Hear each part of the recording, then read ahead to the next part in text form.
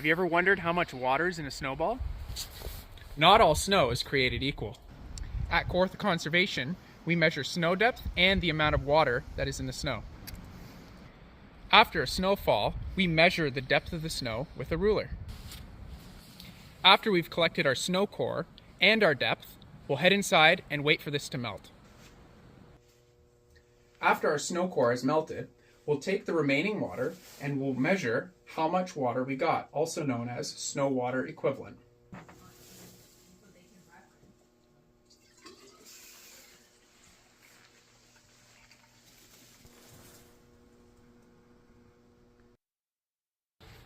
And that's how we measure snow at Kawartha Conservation. Hello, back to talk about snow again. Winter can be a wonderful time of year.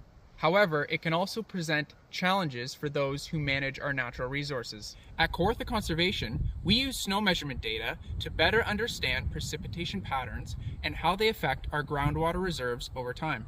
Our integrated watershed management team regularly collects snow data from across the Kawartha Conservation jurisdiction, measuring everything from snow depth to snow water equivalent.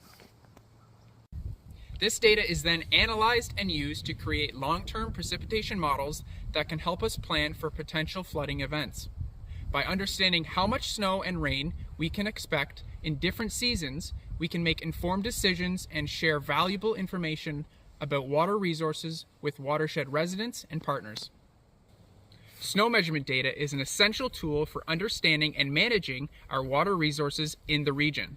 With this information, we can plan for the long-term health of our environment, our communities, and our economy.